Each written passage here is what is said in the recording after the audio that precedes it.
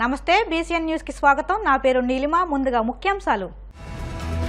రేపు తాడేపల్లిగూడెంలో సీఎం జగన్ బహిరంగ సభ జయప్రదం చేయాలంటూ మంత్రి కొట్టు సత్యనారాయణ కార్యకర్తలకు పిలుపు.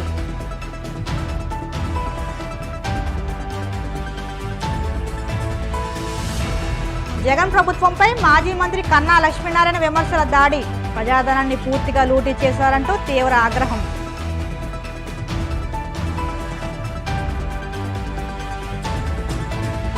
భీమవరంలో ఎమ్మెల్యే గ్రంథి శ్రీనివాస్ ఎన్నికల ప్రచారం. సంక్షేమ పాలననే మళ్లీ ఆశీర్వదించాలంటూ ఓటర్లకు విజ్ఞప్తి.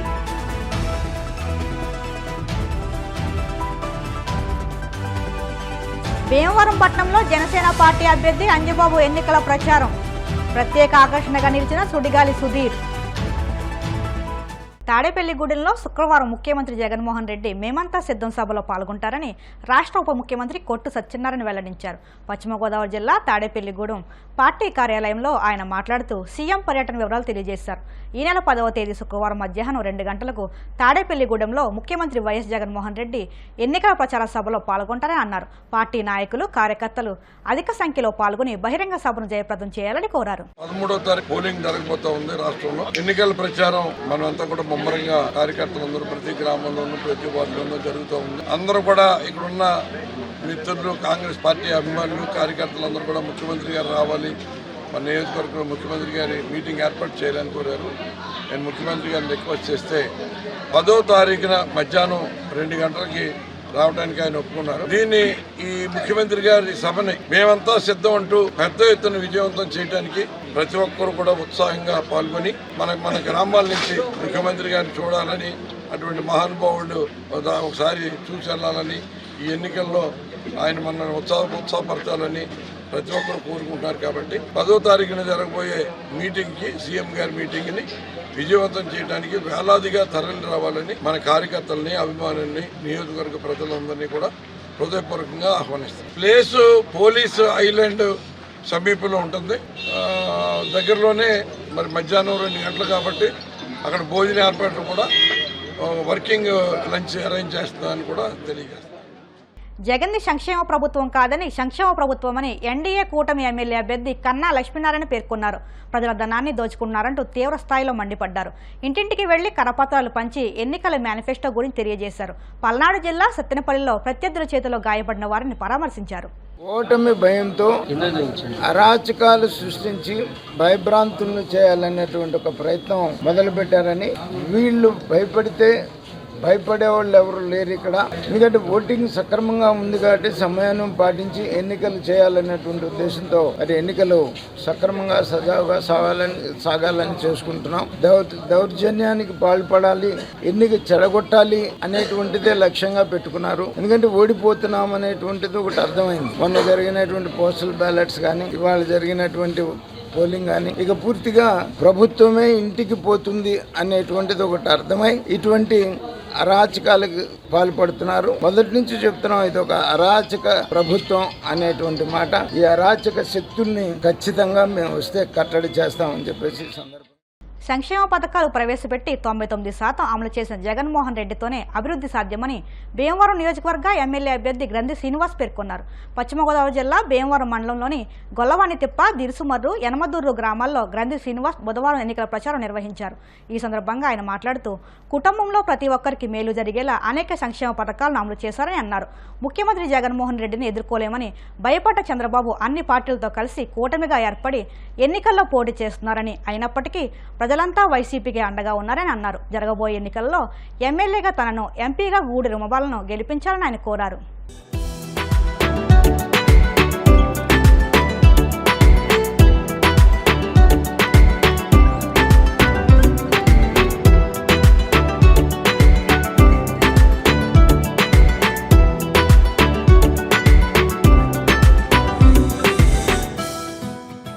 ఎన్నికల్లో మరి వైఎస్ఆర్ కాంగ్రెస్ పార్టీకి పార్లమెంట్కి అలాగే అసెంబ్లీకి కూడా 2 కూడా ఫ్యాన్ గుర్తు కోటేయమని చెప్పి అడగడానికి మీ అందరి దగ్గరికి రావడం జరిగింది. ముఖ్యంగా ఈ ఎన్నికల్లో మీ అందరికీ కూడా తెలుసు, జగన్మోహన్ రెడ్డి గారు ఈ 5 సంవత్సరాల్లో కూడా సుమారు 3,50,000 కోట్ల రూపాయలతోటి సంక్షేమ కార్యక్రమాలు చేయడమే కాకుండా ఒక రెవల్యూషనరీ పరిపాలన, ముఖ్యంగా సచివాలయ వ్యవస్థను ఏర్పాటు చేసి వాలంటీర్ వ్యవస్థను ఏర్పాటు చేసి పరిపాలన మన ఇంటి ముంగిటికి తీసుకొచ్చిన ఒక రెవల్యూషనరీ యువ నాయకుడు ఎవరంటే జగన్మోహన్ రెడ్డి గారు. నిజంగా ఏదైతే ఎన్నికల హామీ ఇచ్చారో నవరత్నాలకు సంబంధించి 1,00,000 నుంచి 5 లక్షల వరకు ప్రతి కుటుంబానికి కూడా అర్హులైన వాళ్ళకి చేస్తానని చెప్పి 99% హామీలన్నీ కూడా అమలు చేసిన నాయకుడు ఎవరంటే జగన్మోహన్ రెడ్డి గారు. ఇవాళ మనం చూసుకుంటే కనుక సచివాలయ వ్యవస్థ వాలంటీర్ వ్యవస్థ ద్వారా ఏదైతే క్లస్టర్ల కింద ఏర్పాటు చేసి వాలంటీర్ ద్వారా పెన్షన్లు కానీ లేదా ఇళ్ల స్థలాలు కానీ ఏదైనా ప్రతి ఇంటికి కూడా వాలంటీర్లు పంపించి అర్హులైన వాళ్ళందరికీ కూడా వాళ్ళకి ఇళ్ల స్థలాలు ఇచ్చి ఒక జగనన్న కాలనీలు నిర్మించే ఒక మహత్తరమైన కార్యక్రమం చేయడం జరిగింది. ముఖ్యంగా ఈ రాష్ట్రంలో జగన్మోహన్ రెడ్డి గారు ముఖ్యమంత్రి అయిన తర్వాత సుమారు 31 లక్షల మందికి ఇళ్ల స్థలాలు ఇవ్వడం జరిగింది. గతంలో మనం చూసుకుంటే రాజశేఖర రెడ్డి గారు ఉన్నప్పుడు అలాగే ప్రతి గ్రామాన్ని కూడా 3వ వంతు గ్రామాలను నియోజకవర్గంలో ఇందిరమ్మ గ్రామాలుగా పెట్టి అప్పుడు కూడా ఇళ్ల స్థలాలు ఇవ్వడం జరిగింది. కానీ ఇంతలాగా 31 లక్షల ఇళ్ల స్థలాలు ఇవ్వడం 10,000 కోట్ల రూపాయలు సేకరించి ప్రభుత్వ భూములు కాకుండా ప్రైవేటు భూములు సేకరించడానికి 10,000 కోట్ల రూపాయలు ఖర్చు పెట్టడం, అలాగే కాలనీలు అంటే కనుక కాలనీలే కాదు ఒక ఊర్లో నిర్మించే కార్యక్రమం చేయడం, పేదవాళ్ళు సొంత ఇంటికల్లా నెరవేర్చడం అనేది జగన్మోహన్ రెడ్డి గారు చేసిన మహత్తరమైన కార్యక్రమమే కాకుండా ఏదైతే పెన్షన్లు ఉన్నాయో ఆ పెన్షన్కి సంబంధించి గతంలో తీసుకునేవాళ్ళు గతంలో మనం చూసుకుంటే కనుక 75 రూపాయలు పెన్షన్ ఇచ్చే కాలం చంద్రబాబు నాయుడు గారి కాలంలో మనం చూసాం. ఇవాళ దేశంలోనే కాదు స్వతంత్రం వచ్చిన తర్వాత ఏ ముఖ్యమంత్రి కూడా ఇలాగ మీ ఇంట్లో ఉపకారం మేలు జరుగుంటేనే నాకు ఓటేయండి అని అడిగిన ముఖ్యమంత్రి ధైర్యవంతుడు ఎవరు కూడా లేరు. నిజంగా జగన్మోహన్ రెడ్డి గారు ఒకటే చెప్తున్నారు, ఆయన నేను ప్రజలు నమ్ముకున్నాను, దేవుడిని నమ్ముకున్నాను, నేను మంచి చేశాను కాబట్టి నేను ఎన్నికవుతానని.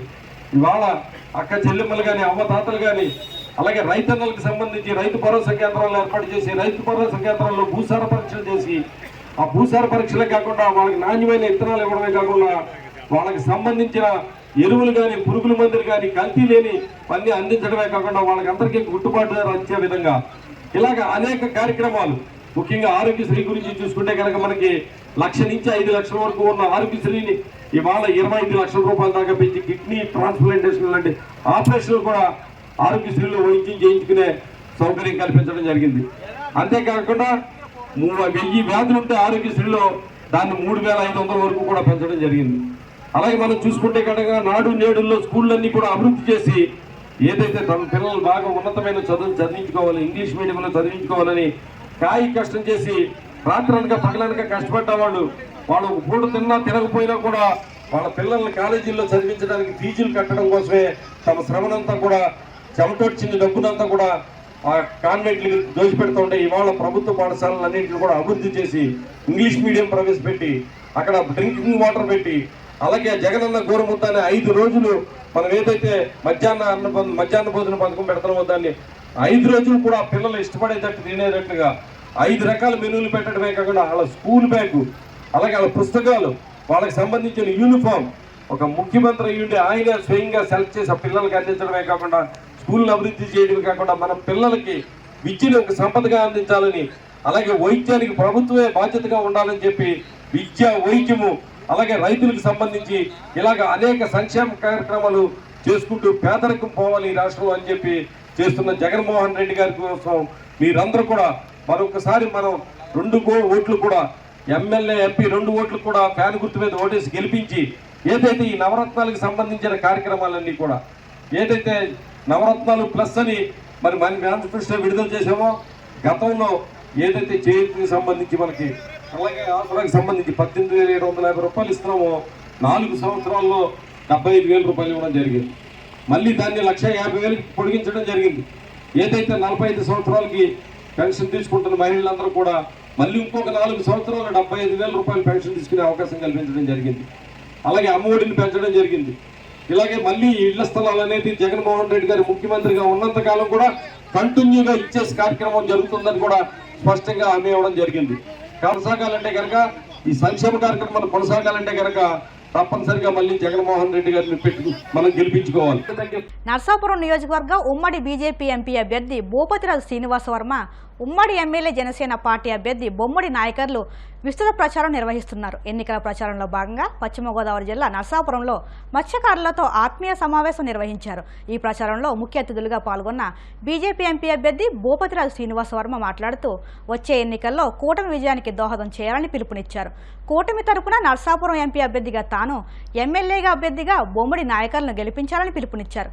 మత్స్యకారుల సమస్యల పరిష్కారానికి కృషి చేస్తామని అన్నారు. వైసీపీ అధికారంలోకి వచ్చిన తర్వాత మత్స్యకారులు అనేక సంక్షేమ పథకాలకు దూరమయ్యారని, వారిని ఆర్థికంగా ఆదుకోవడానికి కృషి చేస్తానని భరోసా కల్పించారు. అనంతరం బొమ్మడి నాయకర్ మాట్లాడుతూ జనసేన పార్టీకి ప్రజల్లో విశేష స్పందన వస్తుందని, కూటమి అభ్యర్థులు భారీ విజయం సాధిస్తారంటూ ధీమా వ్యక్తం చేశారు. అలాగే నర్సాపురం నియోజకవర్గం నుంచి తాను అత్యధిక మెజార్టీతో విజయం సాధిస్తానంటూ స్పష్టం చేశారు. ఈ కార్యక్రమంలో కేంద్ర మాజీ మంత్రి కృష్ణంరాజు సతీమణి శ్యామలాదేవి, మత్స్యకార సంఘాల నాయకులు, కూటమి పార్టీల నాయకులు పాల్గొన్నారు.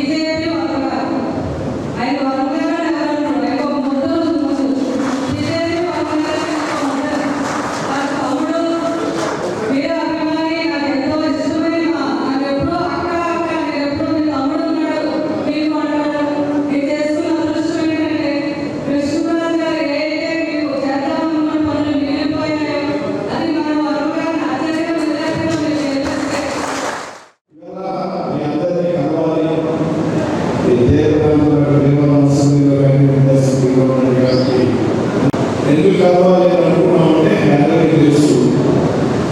ఎన్నికలపై కాబట్టి నాయకుడికి మీరు అందరూ అనుకోవచ్చు. కానీ ఈ సందర్భంలో కేంద్రంలో భారతీయ జనతా పార్టీ ప్రభుత్వం అధికారంలోకి వచ్చాక దేశంలో మొట్టమొదటిసారిగా మత్స్యకారుల గురించి, మత్స్య పరిశ్రమల గురించి ఆలోచించినటువంటి ప్రభుత్వం ఏదైనా ఉన్నదంటే భారతీయ జనతా పార్టీ ప్రభుత్వం. మత్స్య పరిశ్రమకు ప్రత్యేకమైనటువంటి మంత్రిత్వ శాఖను ఏర్పాటు చేసినటువంటి ప్రభుత్వం భారతీయ జనతా పార్టీ. మత్స్యకారులకు అనేక రకాలైనటువంటి ప్రయోజనాలను చేకూరుస్తున్నటువంటి ప్రభుత్వం భారతీయ జనతా పార్టీ ప్రభుత్వం. నరేంద్ర మోడీ అన్ని కులాలకి కూడా అవసరానికి అవసరమైనటువంటి కూడా ఒక కల్పన పెట్టడం జరిగింది. వారి కార్యాలయాలు లేవు, కుర్చీలు వేరేసాయి. కానీ ఫిషర్మెన్ ఏదైతే ఉందో ఫిషర్మెన్ వెల్ఫేర్ అనేటువంటి ఖచ్చితంగా ఉండేది ఇవ్వాలి. కారణం ఏంటంటే దీనికి వ్యాప్తిమైనటువంటి సమయంలో ముందే చెప్పేటువంటి మిత్రుల నేను వచ్చినటువంటి అధికారంలో బియ్యం కూడా జరిగినటువంటి సంఘటన, ఒకే కుటుంబానికి చెందినటువంటి ఇద్దరు వ్యక్తులు లభించారు. కాబట్టి ఆ విషయం కూడా మేము పరిశీలన తీసుకుంటాము. మరి ఇక్కడ పవన్ గారు ఆయన ఉన్నారు. ఫిషర్మెన్ కోసం ఎన్ఎండిసి డైరెక్టర్ ఉన్నారు. వారు నిరంతరం కూడా సమస్య మీద అవగాహన ఉన్నటువంటి వ్యక్తి. ఖచ్చితంగా ఈ విషయాన్ని ఆలోచన చేసి వీళ్ళందరికీ సమయంలో చెప్పడం కాదు కాబట్టి వీటి మీద సానుకూలంగా ఆలోచించి అనుకూలమైనటువంటి నిర్ణయాలు తీసుకుంటామనే విషయాన్ని గమనించుకోవాలి. కాకుండా ఎవరు తయారు చేస్తారో వారిని కూడా ఎన్నికలు చేసింది.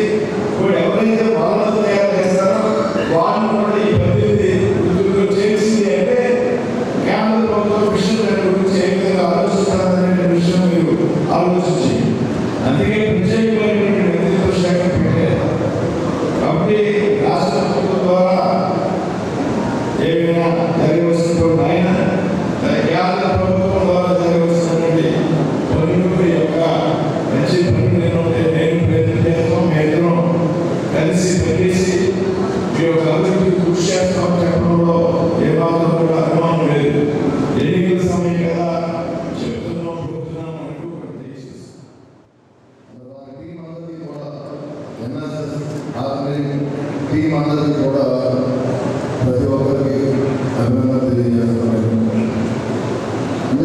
అవసరం లేదు. అంటే ఎలక్షన్స్ ఉన్నాయి మనకి. ఇప్పుడు రాబోయే 11వ తారీఖున ఎలక్షన్స్ ఉన్నాయి. మరి ఎలక్షన్ గురించి కూడా ఒక మత్స్యకార సోదరుడికి నరసాపురం నియోజకవర్గంలో పవన్ కళ్యాణ్ గారు ఇక్కడ ఎమ్మెల్యే అభ్యర్థిగా అవకాశం కల్పించారు. దానికి మనందరి తరఫున మత్స్యకార సోదరులందరి తరఫున నేను పవన్ కళ్యాణ్ గారికి అభినందన తెలియజేస్తున్నాను. బీజేపీ పార్టీ కూటమిలో ఈ కూటమి ద్వారా రాబోయే రోజుల్లో రాష్ట్ర వ్యాప్తంగా కూడా మనం రాబోయే ఎలక్షన్ ప్రయాణం చేస్తున్నాము. రైతు సోదరుల ప్రత్యేక మత్స్యకార సోదరుల మీరందరూ కూడా ఆలోచన చేసుకోండి. మీరందరూ కూడా సహకరించాలి. ఏదైతే ఈ కూటమి ఉందో ఈ కూటమికి పూర్తిగా కూడా మీలో రాష్ట్ర అధ్యక్షుడు వచ్చారు మత్స్యకార సోదరులు. ఎవరికి ఇచ్చినా సరే, ఎంపీగా అయినా సరే, ఎమ్మెల్యే అయినా సరే, ప్రతి ఒక్కరిని కూడా మీరు ఇప్పుడు కాసేపు ప్రకటనలు.